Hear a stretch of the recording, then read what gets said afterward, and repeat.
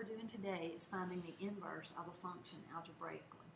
Well, if you'll remember, the inverse of something is undoing that something. So we're going to take our x's, we're going to take our equation that we have, and we're going to undo the equation trying to get back to f of x equals x.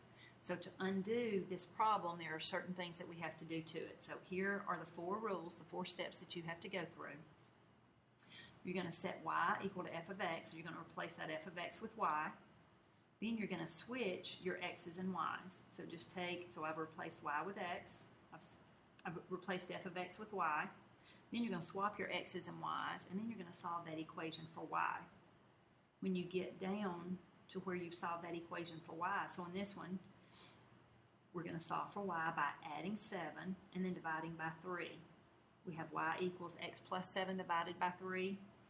And when you get to that point, instead of us saying y equals, we're going to replace that y with f inverse of x. So set y equal to f of x, swap your x's and y's, solve the equation for y, and at the end, replace that y with f inverse of x. This does not say f to the negative 1. This says f inverse. This is denoted f inverse of x. So this is the function that undoes this function. Okay, like if I added 2 to undo that, I would subtract 2. Squaring and square root, they undo each other. So you're doing the inverse function. So in the second one, I have f of x equals 4x divided by 3 plus 8. Well, let's look and see what happened. X is multiplied by 4, then divided by 3, then added 8. So to undo, remember, replace f of x with y, swap your x's and y's. Now from this equation, solve for y. Well, to get y by itself, the first thing you're going to do is subtract 8. And then you're going to multiply by 3. And then you're going to divide by 4. So to undo, you subtract, multiply by 3, divide by 4. F inverse of x equals.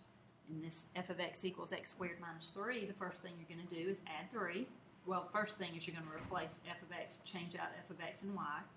Replace x and y. Now solve this equation for y. To get y by itself, you're going to add 3 and then take the square root of both sides. And remember, when you take the square root of both sides, it's positive or negative.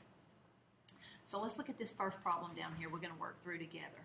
We have f of x equals 4x plus 5. So the first thing, replace that f of x with y. So y equals 4x plus 5. Now swap out your x's and y's. So x equals 4y plus 5. Now solve this equation for y. How are you going to get y by itself? Well, it's being multiplied by 4, and then 5 is being added to it. So to undo that, go backwards, remember. Subtract 5. And we have x minus 5 equals 4 times y. Now divide by 4. And we have y equals x minus 5 divided by 4.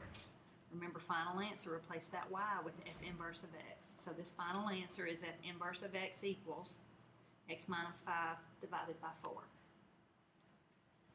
Second problem, we have f of x equals x squared minus 1. Replace f of x with y, so y equals 2x squared minus 1. Swap out your x's and y's, so x equals 2y squared minus 1. Now solve that equation for y. So we're going to add 1. We have x plus 1 equals 2y squared. Now divide by 2. So we have y squared equals x plus 1 divided by 2. Take the square root of both sides, and we have y equals positive or negative square root of x plus 1 all divided by 2. Don't leave it as y equals. Remember, replace y with f inverse of x, so we have f inverse of x equals positive or negative square root of x plus 1 all divided by 2.